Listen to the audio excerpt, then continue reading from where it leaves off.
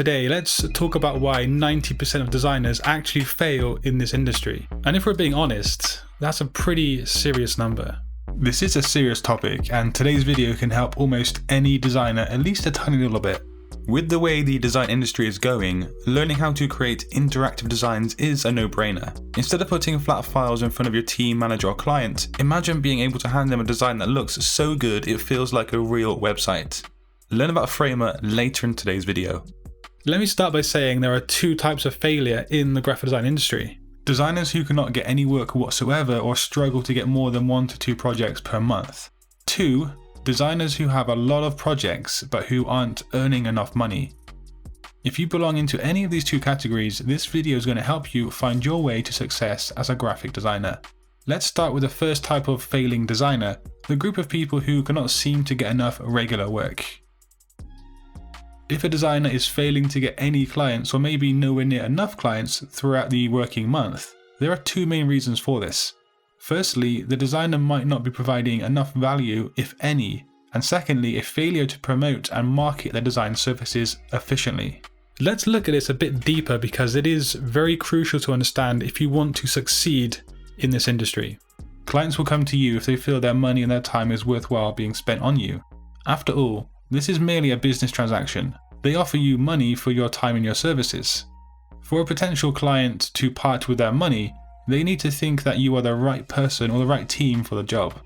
But what are some reasons for not providing enough value to a client? Well, they include things like your work being overpriced for the skill and the worth to the client. Your work style is not resonating with the client's outlook or their need. Your skills quite obviously are lacking. Your portfolio doesn't properly communicate what you do. Now, these are 4 reasons why you might not even seem valuable to a potential client at a first glance. You need your portfolio to make somebody specific become intrigued and feel that you are the right person for that job. So if you're a logo designer, show your best work in an easy to digest manner and explain why your skills are valuable. If you work with product design, show the end results printed out and made in a neat manner. You need to show the people who might hire you why you're competent. Always ask yourself this question: would you hire yourself when looking at your portfolio of work? It's also a good idea to ask somebody you know for a blunt and honest opinion on your portfolio. Now think about where your weaknesses are and then work on those weaknesses. Maybe your skills are lacking and you need to improve your design skills. Maybe your portfolio is too broad and you need to niche down your work a tiny bit.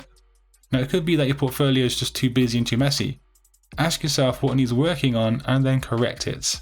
But if you want me to start making videos where I critique subscribers' portfolios, do let me know with a comment down below and I'll be sure to start making that series. Now the second main reason for not clinching enough design clients is promotion. Every single business out there who succeeds dedicates a huge portion of their budget every single year to marketing and promotion. That is just how important it is.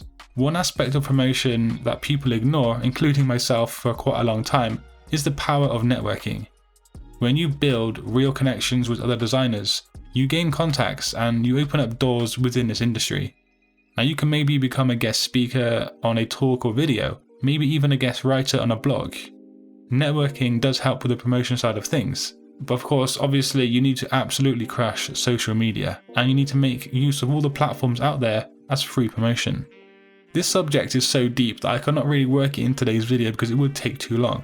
But if you want a video based around how to crush it on social media in terms of promotion, drop a comment down below. Now if you don't promote your services, you simply will not be found by people. And yes, it does take a lot of time and a lot of effort, but it is worth it in the end. But what about the designers who do get enough regular work, but don't actually make enough money every month? What about those kind of people? Simply put, if a designer or a design team do not make enough money to cover their overhead costs and monthly bills, they will fail and often will go into debt. If you have a nice amount of regular clients, it's time to raise your prices. And that does sound easy, right? But actually, it should be done very carefully, and here's how to do just that. Firstly, don't go crazy and raise them by 500% in one go. You should raise your prices every single year, not only to match inflation, but to ensure your business is growing consistently. It might be a good idea not to raise your prices to every single client at the same time.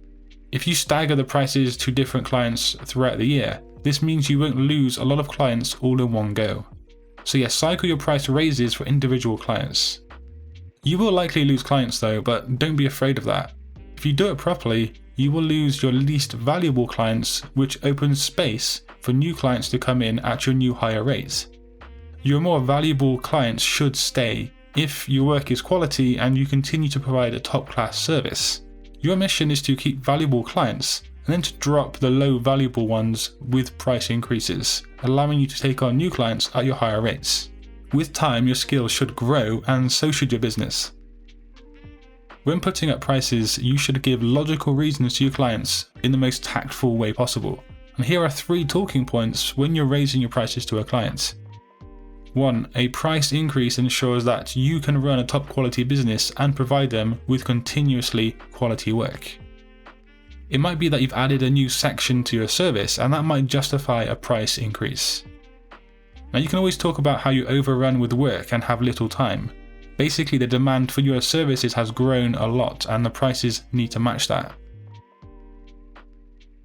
Whatever it is that you do say to your clients, try not to go into huge amounts of detail, just keep it short and sweet.